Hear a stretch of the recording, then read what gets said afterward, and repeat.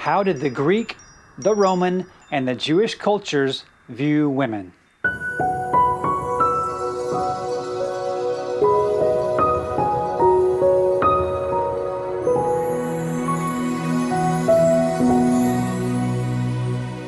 So the quick answer to the question, how did the Greek, Roman, and Jewish cultures view women, is badly. Very badly. From the time sin entered the world, all families are fallen. Every culture across the globe has been affected by the fall. Every culture has sin, disease, tragedy, and death. And every culture distorts what God intended for the male-female partnership. We will now examine the practices of a few key cultures which helped form the New Testament world. Two of the most influential cultures in world history were the Greek and Roman cultures. These cultures spread their language, traditions, and philosophy to many lands, from Europe to the Middle East to North Africa and to the Western Hemisphere. As their ideas spread, the family remained fallen. Greek and Roman cultures are important to understand because they were the regions where the early church began. Before we begin quoting from these cultures, we'll just say these quotes are terrible. Very discouraging. So sorry about that, but this will help you understand how did the Greeks view women. Aristotle, the philosopher, taught that women were a defective human specimen, a deformed male, and a monstrosity. The Greeks believed women were the greatest of evils and the source of all evil. The ideal woman was the unknown woman who was kept indoors. Education was only for boys. Women's education was only about how to do housework. Women were taught to have no thoughts of their own. Aristophanes said, "Women are a shameless set, the vilest creatures going." Meander wrote, "Women are an abominable caste, hated of all the gods." The chorus in Orestes sang, "Women were born to mar the lives of men." Hera was a Greek goddess, and she was the wife of Zeus, but he was unfaithful to her and he beat her. Through their example, marriage was full of manipulation, deception, insults, and fear. For the Greeks, wife beating and adultery by the husband were very normal. Euripides wrote, "Clever women are dangerous." Sophocles' heroine Tereus said, "But now, outside my father's house, I am nothing. Yes, I have often looked on women's nature in this regard. We are nothing."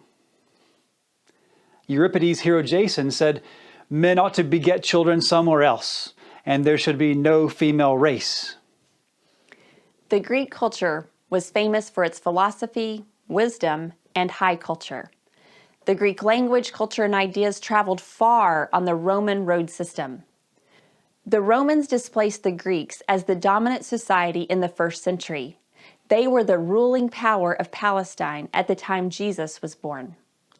So, how did the Romans view women? Not much better than the Greeks. The Romans had the most powerful military, but socially they felt inferior in the mind to the Greeks.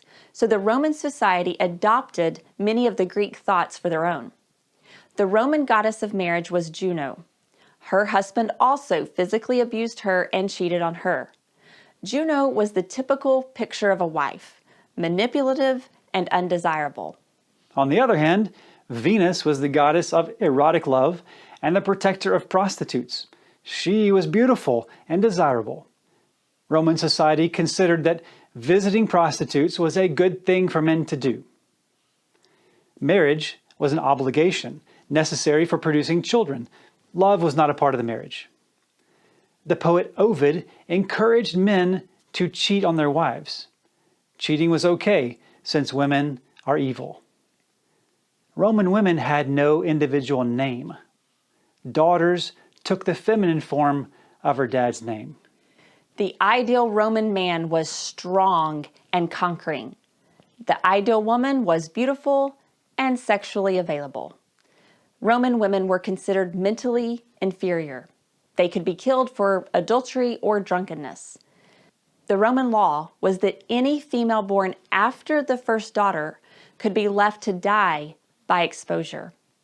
Now, the Roman culture did give some of the upper class and wealthy women a few more rights than the Greeks, but only some of them experienced more rights. Jesus was born when Romans ruled the regions of the Middle East. Jesus entered the Jewish world. He entered a Jewish home. He existed in Jewish culture. And sadly, in Jesus' day, the Jewish culture did not exert influence into the Greek and Roman culture. Instead, the Jewish culture was almost always influenced by the pagan culture. The Jewish community followed the traditions and interpretations found in the Talmud and the Mishnah. The Mishnah are the oral traditions of the Jewish rabbis, and the Talmud was the interpretation of the law.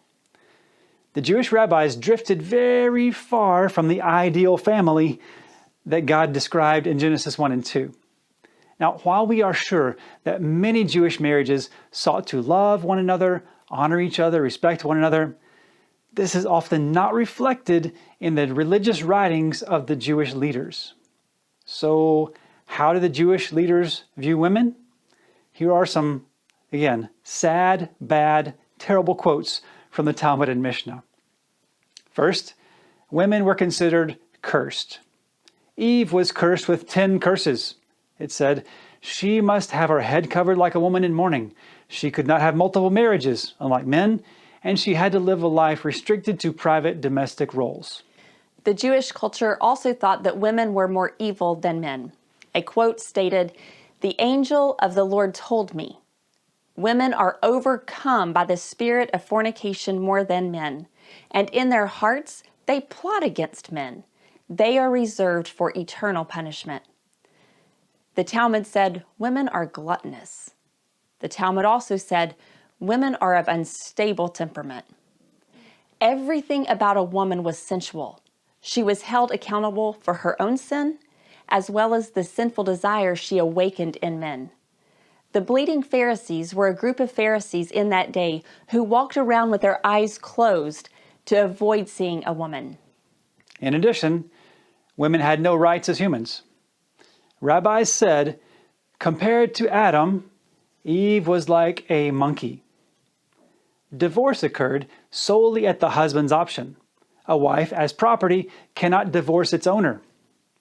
Quote, the woman cannot legally stop her husband from taking additional wives or having sexual relations with unmarried women. The rabbis actually compared wives to a piece of meat. A man may do whatever he pleases with his wife. Meat which comes from the slaughterhouse may be eaten, salted, roasted, cooked, or seethed. The Jewish culture also thought that women were a disgrace. A quote stated, "It is a disgrace to be the father of an undisciplined son, and the birth of a daughter is a loss." Sirach said, "Better is the wickedness of man than a woman who does good." The Talmud said, "Woe to him who has female children." Women were forbidden to study the Torah, and in the Jewish culture, that was the only way to be close to God.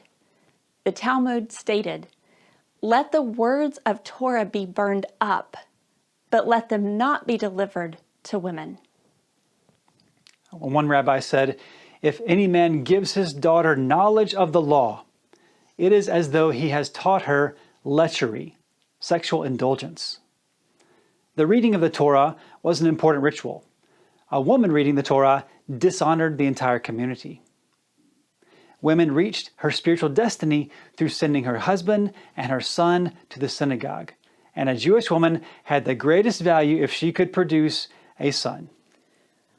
Obviously, these descriptions of how women were treated in Roman, Greek, and Jewish culture, they are sad, they are infuriating, and they are very discouraging. But in reality, each of us could make a similar list from our own cultures. The first relationship attacked by Satan was the relationship between man and woman. Satan knows the powerful team of men and women together in unity, displaying the image of God. Our response to unjust cultures should not be revenge on men or hatred of men if we are women. Our response as men and women should not be, well, men should just be kinder leaders over women. Our response for all of us should be repentance and genuine and earnest prayer to the Redeemer to help us live out a new kingdom ethic between men and women. The ideal family showed God's heart. The fallen family infected every culture. The world waited for the appearance of the Messiah, for the redeemed family to be established. And with this information, take a few moments and consider the following questions. What does this teach you about the character and the nature of God? What does this show about the character and nature of people? What is one thing you can do to obey today? And who can you share this with? Until all know, run with it.